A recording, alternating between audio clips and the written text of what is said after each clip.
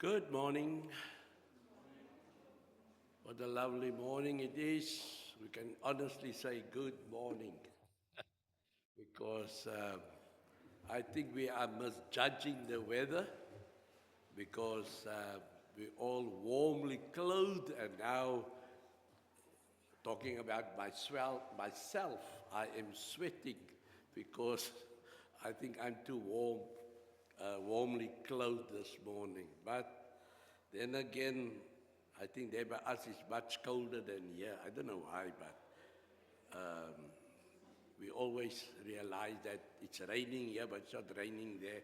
Or it's raining by us and it's not raining here. But we are thankful for the Lord for blessing us that we can be together here this morning. And I'm also glad to see that we are much more improved in attendance this morning. I think it's because it's not raining this morning. Also, I see this morning, it looks like Truckee is not released from the panel beaters yet, because I think I saw the double cab still driving this morning, so maybe that is also got it's a reason why we not having everybody here this morning. But thank you for being here, and all honor and glory to our Heavenly Father for allowing us to be here, because there are those that want to be here, they praying to be here, but unfortunately because of health issues, they can't be here this morning. But I'm sure if you ask them, they would say, I'll give an arm and a leg to be here this morning. I mean, that's just worldly speaking, arm and a leg. And so, but it shows the desperation in their hearts to be part of the assembly here this morning. I just read, I've got family up in Namibia, and I just received a message, well, it's maybe just general and so on, and a couple that went from Windhoek to Walvis Bay, and they met with an accident, and the driver did not make it, as they say. The girlfriend they're doing everything. It's already a 6-hour operation, and so, it always makes me wonder. It's not such a bad road. In fact, from Windhoek to Walvis Bay, it's a very dreary road. It's like they, okay, I would say in Afrikaans, like I say, 'n eensame pad. But in English, it would be a lonely road. I mean, you can see maybe the next car 50 kilometers ahead coming along and so on, because it's desert, it is flat land, and so on. But unfortunately, this is what happens. And as I read the message and as I request prayers and so on, now I think it is not me. I thought it was coming from my family in Windhoek, but I remember now it's actually on Wayne Paurelli's prayer group that it is recorded there. So yes, these things do happen. My son left also Monday morning.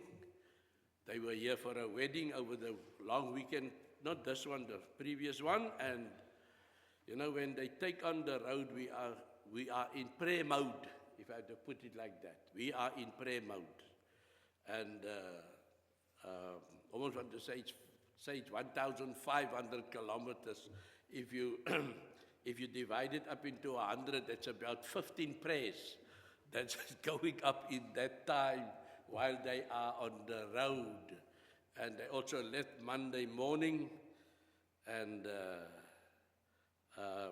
they arrived home 2:30 Tuesday morning in Mokopane, and also there we gave God all the honor, the glory, and the praise, because for His great mercy, His grace and traveling mercies, that they also made it. And so it makes my heart feel very sore. And I do not want to say that the people do not go with prayer on the road.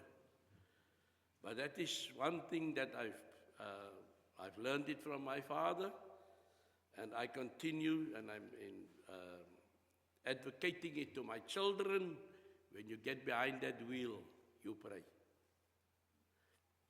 But as I say, we are thankful that we have been blessed to be here this morning.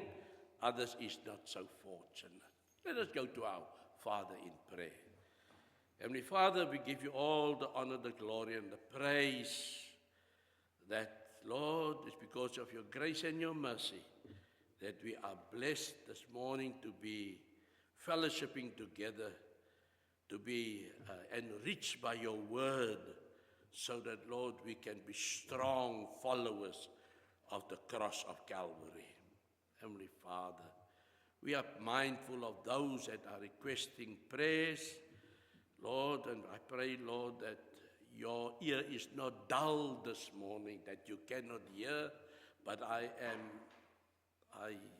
the scripture teaches us that your ear are open to those, Lord, that call on your name. And so I pray for all those, Lord, that has any ailments, need any help, that needs employment, that needs, Lord, your grace and your mercy, because they're going through battles in this life. Could be physical battles, could be spiritual battles, but in all this, Lord, we understand that we need you. And so I pray, Lord, as the great caregiver, as the great physician, as the great one that travels with us wherever we are, I pray, Lord, that you will be merciful to us. And this morning, I'm thankful for everyone that are with us this morning, be it on Zoom or physically here in present. Thank you, Lord, for your grace, for your mercy. And now, Lord, as we prepare for our Bible study, fill us with wisdom and understanding. It's in Jesus' name that I pray. Amen. So we're in the book of Nehemiah, and we're well in chapter 6.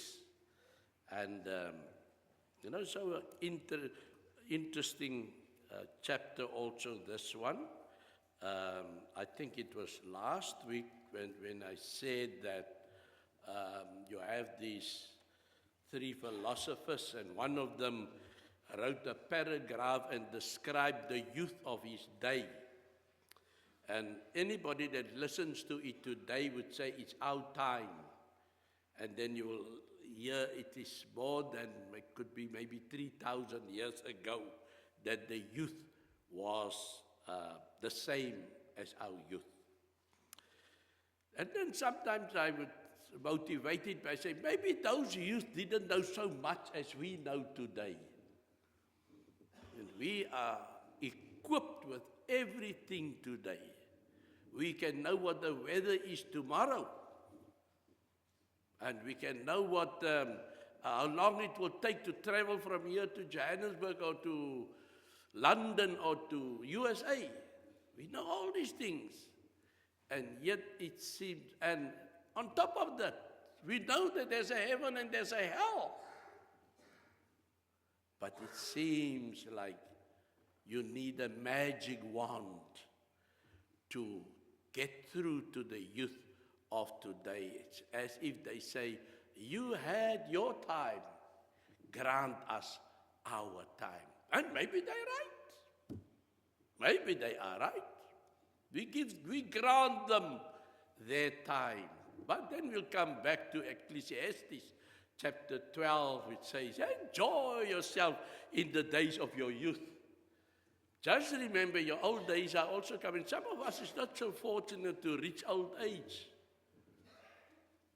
But if you are fortunate, you thank the God above for giving you this result, that you can say, thank you, Heavenly Father. I don't know why.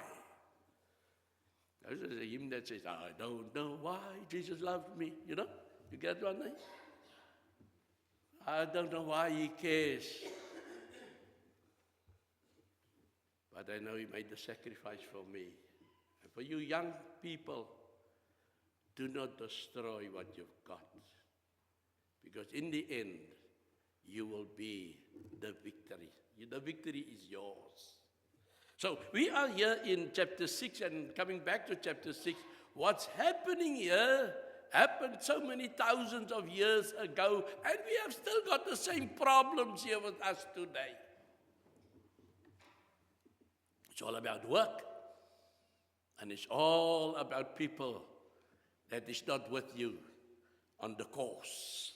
Now it says in chapter 6, now it came about when it was reported to Sanballat and to Tobiah, to Gershom the Arab, and to the rest of our enemies, that I had rebuilt the wall, and that no breach remained in it, although at that time I had not set up the doors in the gates. And so now we find that here is Nehemiah, and he's mentioning two names, Sanballat and Tobiah, and we've heard these names already before. I think it was chapter 2, verses 10 and verses 19, where these guys were mocking them as they were building this wall.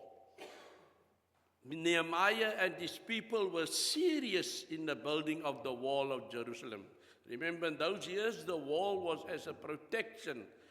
They did not have open cities like us today, because we've got all the police you can get, we have got all the security we can get, we've got all maybe the army that we have. So if there's any problems, it is just to phone the right people and the problem will be solved. Well, I hope so.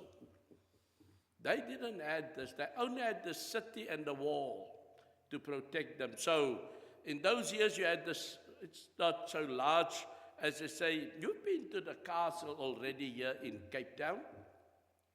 That was the reason why that castle was built, because the Dutch would come here from afar, Netherlands, and they would land here in Cape Town.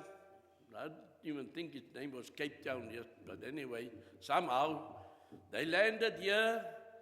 They started setting up a station to produce fresh goods for them.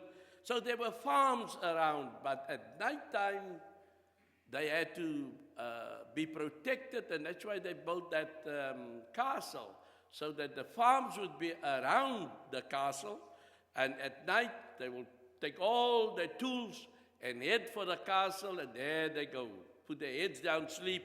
The next day they will be up again. Now that's a small version of a city. And the time like Jerusalem or any other city, they would build a wall right around that city, but it was for the protection of the people. And now Nehemiah is back to rebuild the walls. Remember in chapter 1, he was so sad because he heard the news that it's all run down and there's nobody fixing it.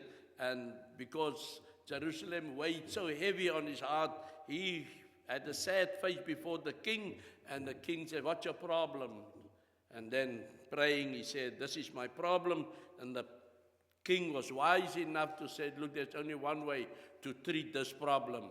Give the man his wish, and I'll even help him." And so he made his way to Jerusalem, and they're busy with the work, but when they got there, they found they were enemies. They were opposition. They were distraction. And this is what we're having here, that Sanballat and Tobiah and Gershom the Arab, and I don't want to be political this morning, but as I said, this was written 1,000, maybe 2,000, about 3,000 years ago, not accurate, but give you a timeline. And it says here, Gershom the Arab. So there were Arabs around that time, and sometimes people think the Arabs only started around about 1948 or so. But here the Bible says they were Arab that time already. And the rest of the enemies that I had rebuilt the wall. So his enemies, he's claiming there were enemies with him that time. Now your enemy is always the person that are not on the same level as you. Whatever you set out to do, and there is opposition, he becomes your enemy because he do not want you to be successful. And the same norm is still today. And the sorrowful part of it, you can think if it's business wife, yes, it's a good day for the business people out there. But let's get nearer. You can even have it in the church today. Does that surprise you? My grandfather had the saying, my mother always told us, our grandfather had the saying, find the same devil. You can run from this church to that church, you'll find the same devil there, which is true. He also don't change. He's still the enemy of the soul.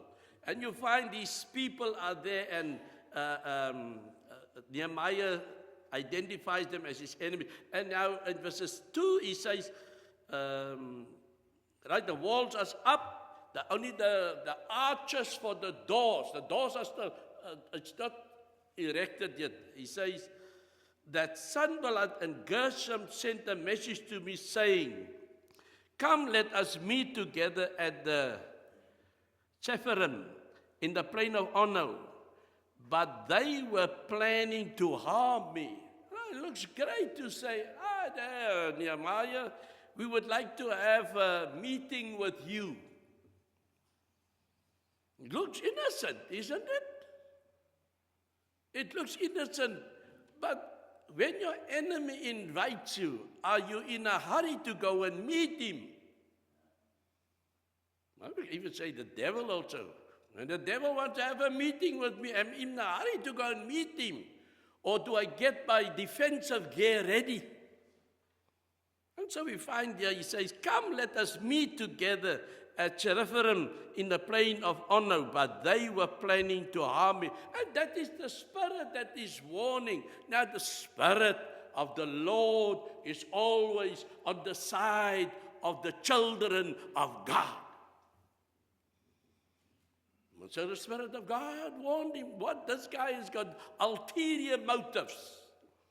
And verses 3 says, so I sent messengers to them saying, I am doing a great work and I cannot come down. Why should the work stop while I leave it and come down to you? What a good answer.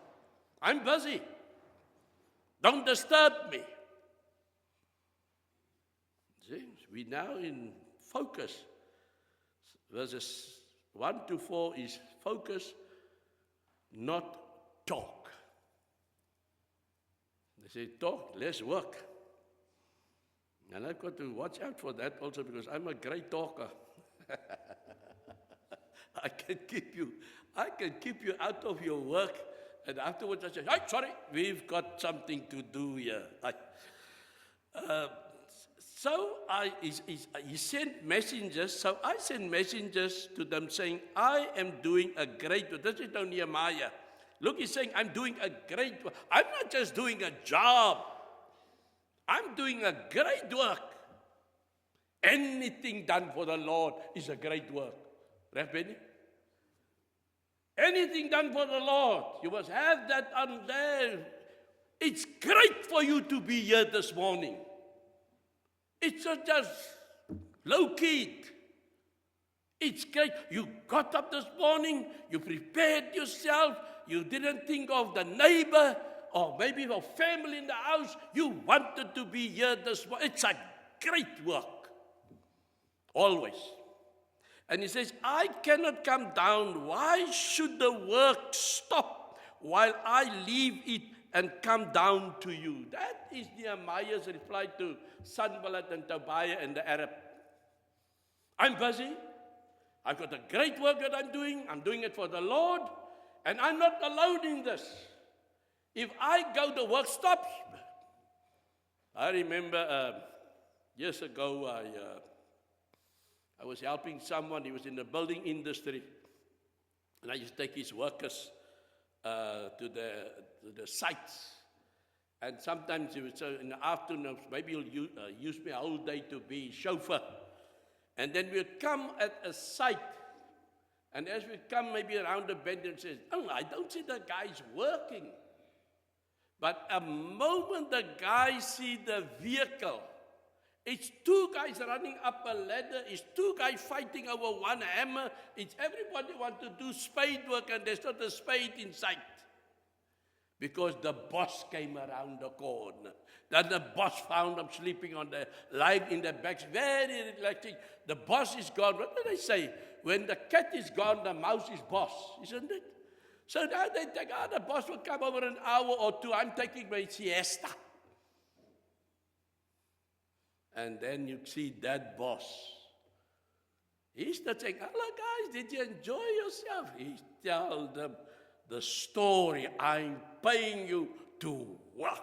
And he don't say it like I'm saying it now. You know, he's determination in his voice.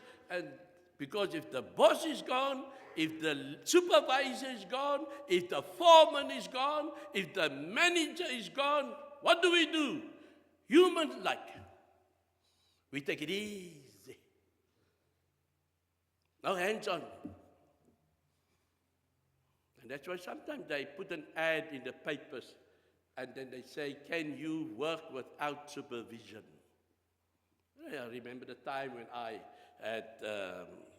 was still employed and you look for another job, then you see the ad says, can you work without supervision? What does they mean by that? They mean if the boss is not there, or the manager is not there, or the foreman is there, can you see that the work continue, or do you look for the nearest chair? This is just, Nehemiah he do not want to talk. He wants to work. And he's busy with a great work. Verse 4, and they sent messages to me 4 times. Oh, these guys are not. They're serious. Why are they serious?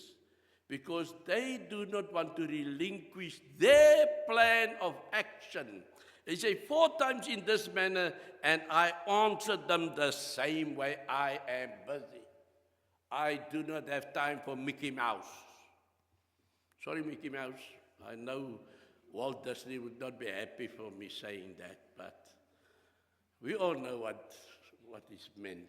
Mickey Mouse entertain. And so we're not in the entertainment. We are working.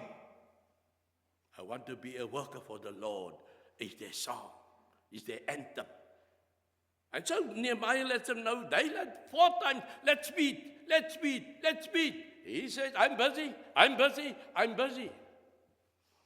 And verses 5 says, then Sanballat sent his servants to me. We finish now with talk, not talk. We are now focused on no fear. Okay? Now, verses 5 and onwards. That is now 5 to verses 9. Then Sanballat sent his servants to me in the same manner. Just watch my time here also. Then Sanballat sent his servants to me in the same manner, a 5th time with an open letter in his hand. It's no more between me and you, Nehemiah. No more between me and you. First it was a personal attack. Now we're going to make the circle wider, an open letter. Everybody must know about it now. Oh, that's how desperate those that want to break down can become. We sent an open letter. Everybody must, ears and eyes must know, be open. We must feed the mind of everyone, he says. Then Sanballat sent this to me in this same manner, the 5th time with an open letter in his hand, verse 6. In it was written, this is the contents of the letter, it is reported among the nation. Oh, it's not just 3 guys involved. It's now the nations around them. And Gashmu says, I don't know, this guy is, but you want to get another name, you'll dig up another name.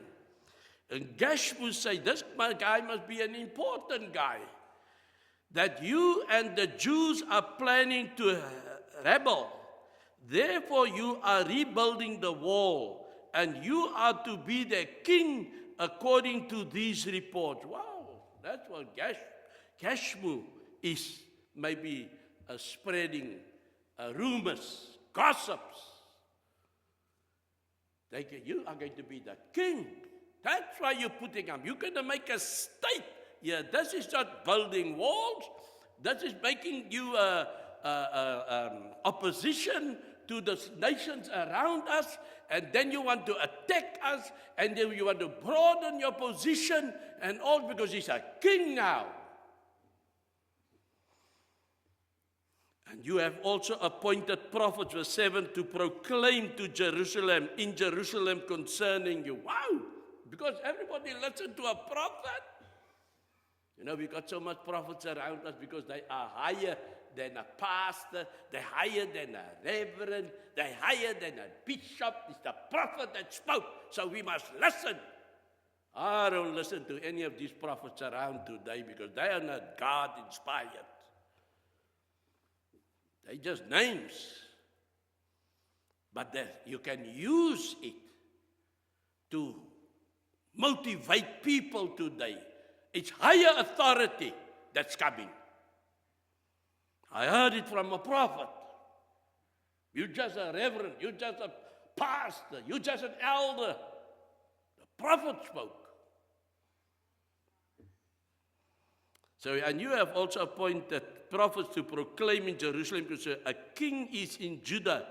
And now it will be reported to the king according to these reports. So come now, let us counsel together. So they cornering Nehemiah. Cornering him. We're going to get you. We are on a mission to stop the work. And maybe they can see the fast tracking of this wall. The wall is getting completed. And they feel that they haven't put up enough pressure to stop the wall from being. So now let us get inside. Let us start rumors. And so we find, remember in the scripture we have so many verses that tells us about these, about people that are busy with rumors, gossips. One of the worst things that can happen in a church is when there's so much gossiping going on. Because gossiping ruins. People say if you hear something, then you must say, can I go and approach? I thought something about Javon. Then Wycliffe must ask me, can I go tell Javon about it? You go see, I changed my story very quickly. I said, no, I'm just telling you. Don't worry about Javon. You see? Because gossiping hurts. It says here, so all right, so they want to instill fear into Nehemiah. Now listen to Nehemiah again, verses 8. Then I sent a message to him saying, such things as you are saying have not been done, but you are inventing them in your own mind. Please yourself. I don't know nothing about it. No one of us knows anything about it. It's only your own imagination. You're dreaming.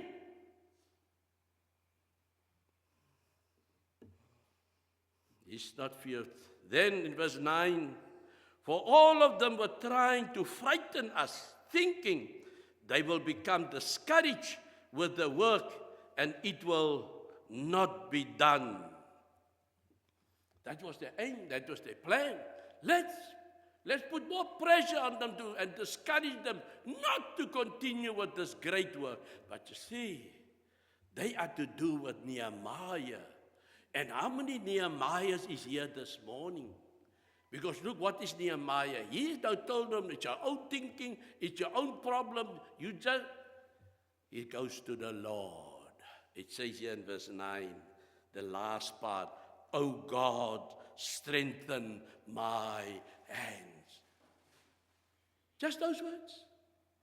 Oh God, strengthen my hands. No need for a 10-minute prayer. No need for a half an hour prayer. No need for 100 words. O God, strengthen my hands.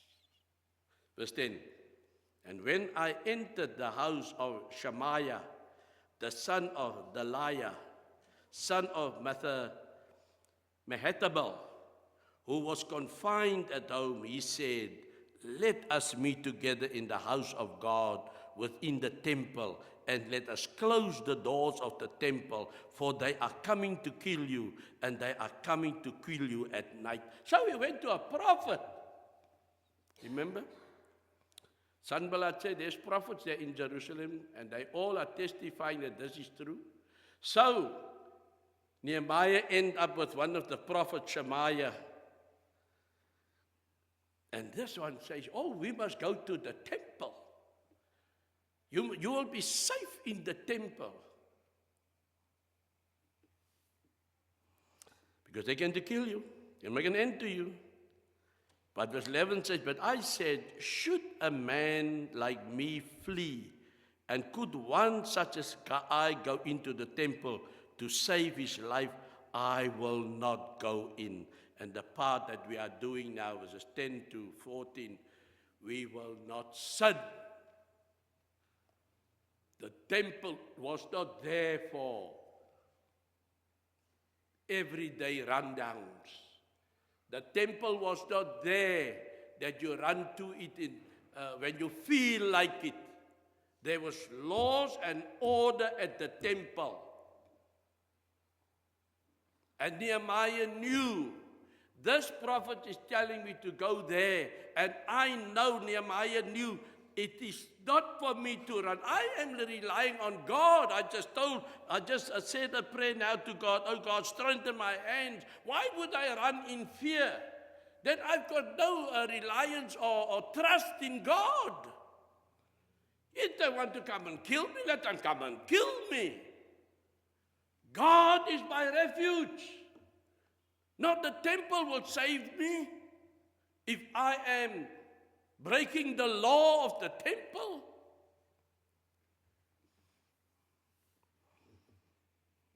Then I perceived that surely God had not sent him. Once again is the spirit in Nehemiah.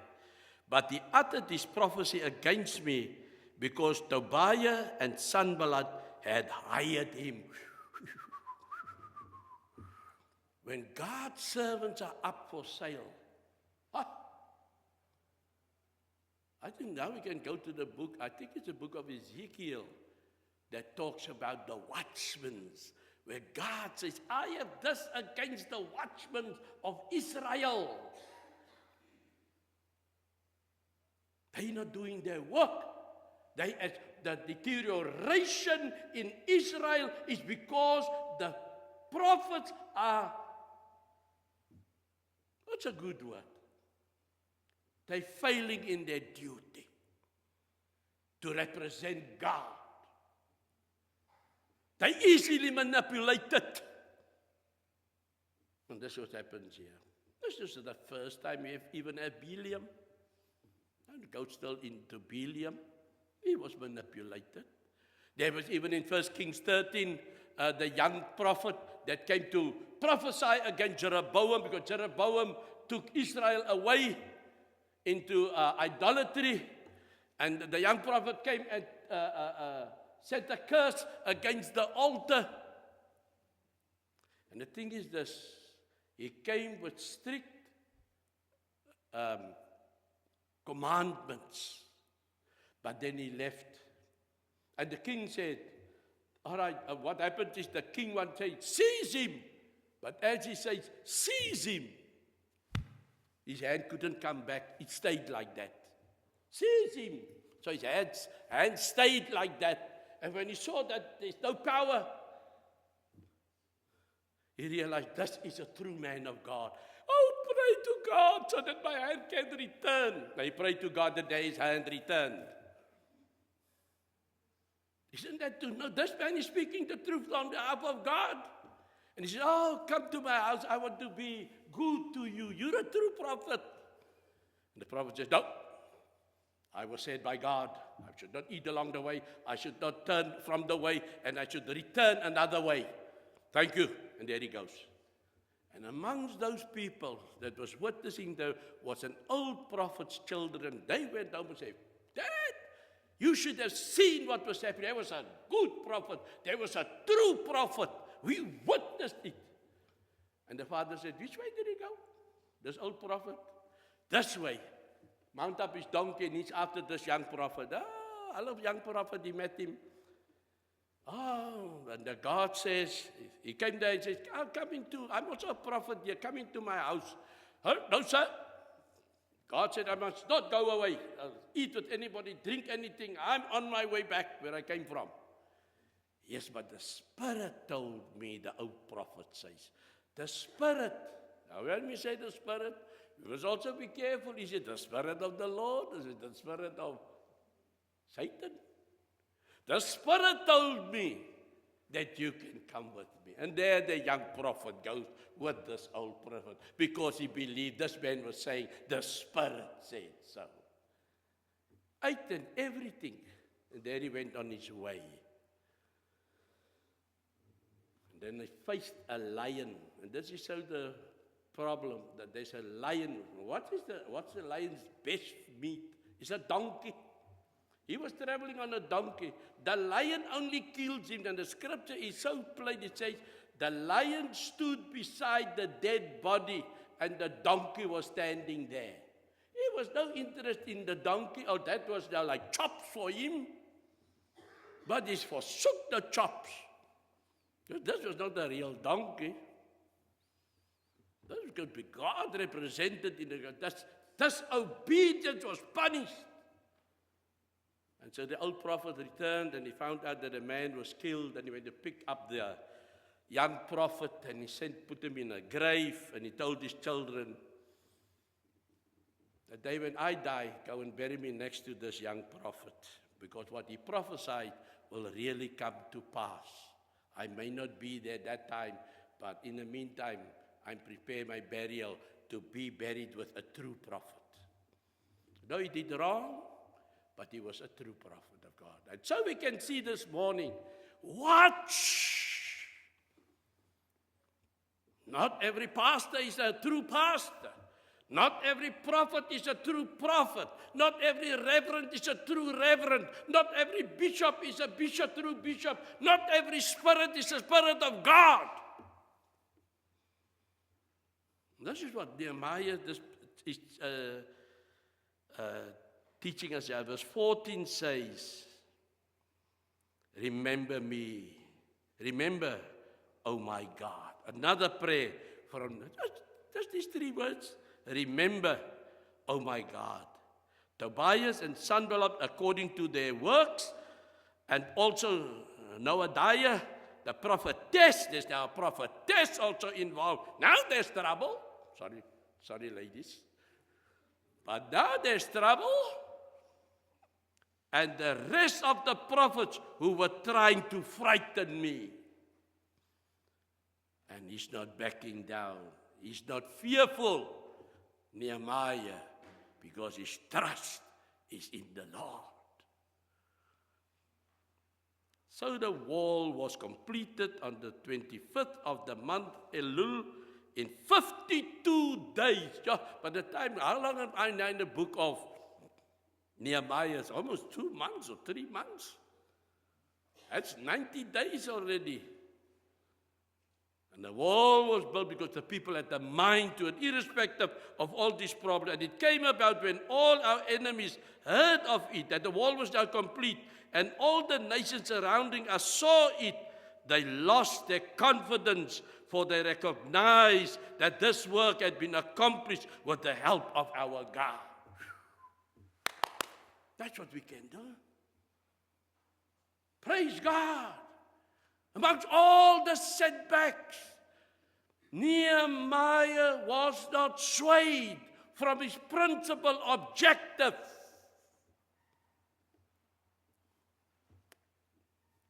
And so we can look at ourselves also this morning. It says here in verse 17, also in those days many letters went from the nobles of Judah to Tobiah, and to Tobiah's letters came to them. There was now correspondence between the nobles and Tobiah, for many in Judah were bound by oath to him because he was the son-in-law. That was now intermarriage. I'm not going to read. They were just describing now who he was related to. But verse 19. Moreover, they were speaking about his good deeds in my presence and reported my words to him. Then Tobiah sent letters to frighten me.